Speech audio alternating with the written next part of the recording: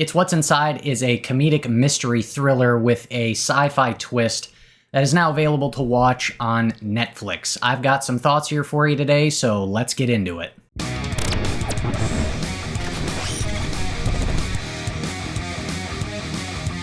Welcome back to The Haunted Beard, everybody. My name is Jake. Thank you for joining me for my review of the Netflix original film, It's What's Inside. And this one tells the story of this group of friends who come together for a pre-wedding party. Things descend into an existential nightmare when one of their long-lost friends shows up with a mysterious game that unleashes all sorts of past history, secrets, grudges, and betrayals. Now, before I get into my review, I was debating whether or not I would reveal what this game is and what it does, as it could be considered potentially a spoiler. I watched the trailer for the film, and the trailer basically tells you what the game does. It doesn't explicitly give it away, but more or less you're pretty much able to figure it out through the trailer. This is also something that is revealed at about the 25-minute mark of the film. So since it's basically revealed in the trailer, and you also find out within the first half hour of the film, I'm going to go ahead and tell you what the game is and what it does. If I didn't, I feel like it'd be really difficult for me to give you my review and thoughts on the movie. So the estranged friend shows up with this suitcase. He opens it up and, plugs in all these wires. He hooks them all up to these electrodes and he turns it on. And what happens is all of their minds switch bodies. And so you have this body-mind swap, and you can imagine all the craziness and chaos that ensues because of that. This is a film that heavily plays into some of the silliness and ridiculousness of that type of situation. It's very kind of flashy, it's very kind of loud, it's kind of messy and silly and kind of in your face. There's a cool editing style to the film, where you get a lot of like split screen stuff, and just the way things are put together is very just visual and again kind of loud and flashy, and some of the editing stuff definitely stands out and is kind of fun. Some of the music too is very just over the top and kind of theatrical. There's like opera music with slow motion, and there's just a very flashy style to the whole thing. Some of that style and flashiness works. Some of the kind of silly and messiness works and adds some appeal.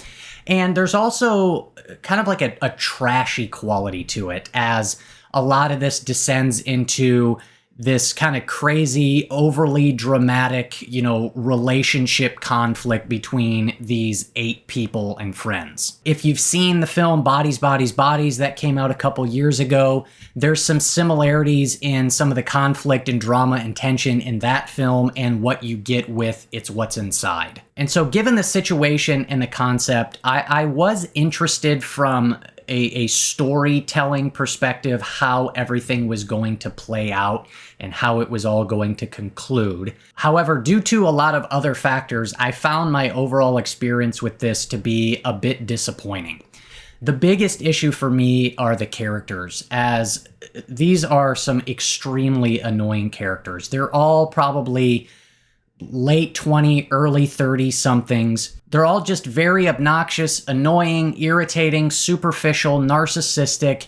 There's not a single good character in here, which is really a bummer, because if there was at least one good character, one person that we, attached to and liked and rooted for, it would definitely help with the emotional payoff and our emotional investment, finding out how it was all going to play out.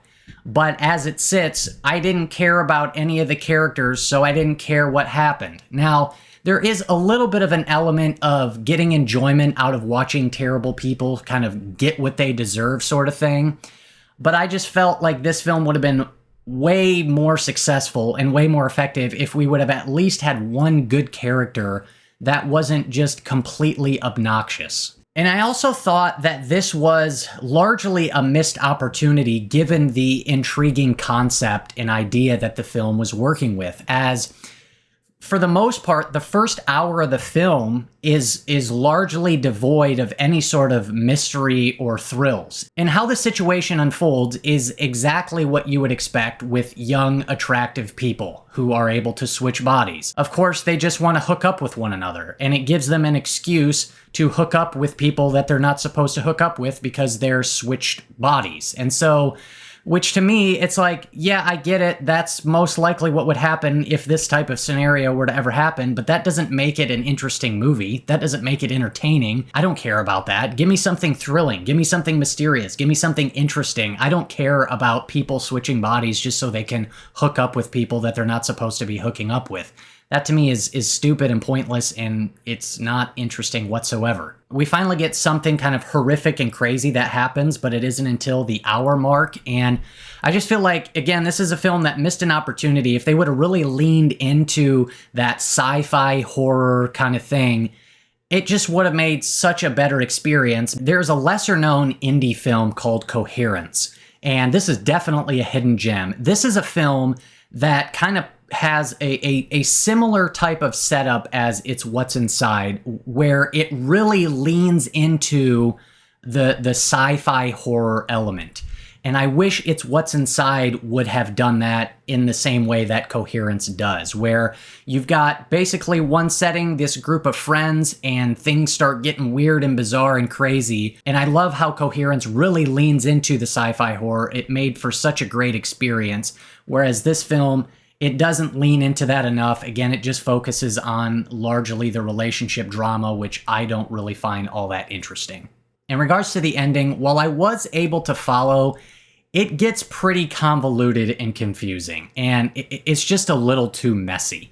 So overall, this is one that, like I said, I was just a little bit disappointed with. I felt that it was kind of a missed opportunity. I really wish we would have gotten some better characters and the film would have leaned more into that sci-fi horror mystery concept instead of becoming just this relationship drama with a bunch of annoying and immature characters that we had to watch. So with that being said, I'm going to give It's What's Inside, I'm going to go 5 out of 10 for this one.